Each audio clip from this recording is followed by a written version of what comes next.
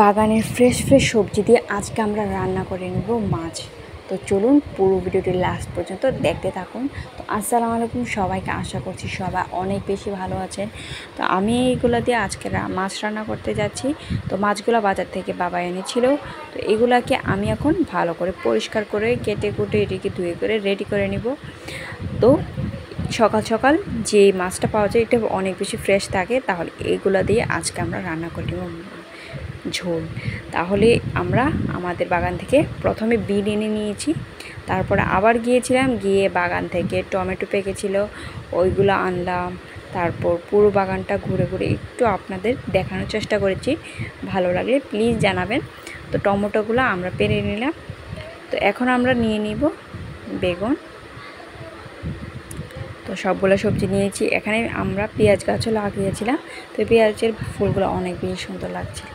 তো এদিকে মাছগুলো আমরা ভালো করে পরিষ্কার করে ধুয়ে টুয়ে এগুলো নুন আর হলুদ মিশিয়ে গরম গরম তেলের মধ্যে আমরা এটা ফ্রাই করে নিব।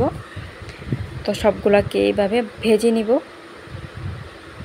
লাল লাল করে একটু একটু করে ভেজে নিব। ভেজে আমরা তুলে নিলাম। আবার কয়েকটা ছিল ওইগুলো দিয়ে দিব।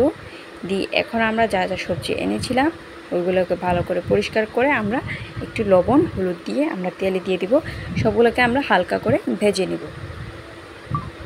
হালকা হালকা সবগুলো সবজি ভাজা খেতে যে একটা দারুণ লাগে। তো এইগুলো ছিল আলু, ছোট ছোট আলু নিয়েছিলাম, তো এগুলো দেব। তো এদিকে সবগুলো একটু একটু করে ভাজা করে নিচ্ছি। তো এদিকে ছোট ছোট আলুগুলো দেখতে অনেক বেশি সুন্দর লাগছিল, এগুলাকে ডিমের মতো লাগছিল পুরো।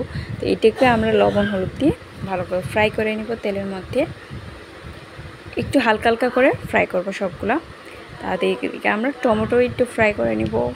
তো সবগুলোকে ফ্রাই করার পর এখন আমরা এর মধ্যে দিয়ে দিলাম পেঁয়াজ দিয়ে, এখানে 2টো পেঁয়াজ দিয়েছি, একটা রসুন আর 4-5টা কাঁচা লঙ্কা দিয়েছি।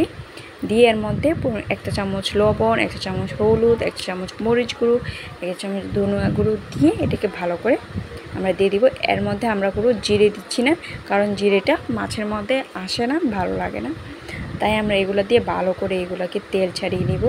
এখন দিয়ে দিব একটু কষানোর জন্য ঝোলটা দিয়ে আলুটা প্রথম দেব, কারণ আলুটা সিদ্ধ হতে অনেক বেশি টাইম লাগবে। তো এদিকে আমরা আলুটা দেওয়ার পর এখন দিয়ে দিলাম বিনগুলা, ভালো করে এগুলাকে আমরা এখন দিয়ে সিদ্ধ করে নিব। এদিকে সিদ্ধ করে এখন আমরা ভাজা মাছগুলো দিয়ে দিব। এখন আমরা এর মধ্যে দিয়ে দিব টমেটোগুলো, দিয়ে এটাকে ভালো করে জাল করে নিব। তো আমাদের রান্নাটা হয়ে আসলে এখন আমরা এর মধ্যে পেঁয়াজ পাতা কুচি আর ধনিয়া পাতা দিয়ে নামিয়ে নিব।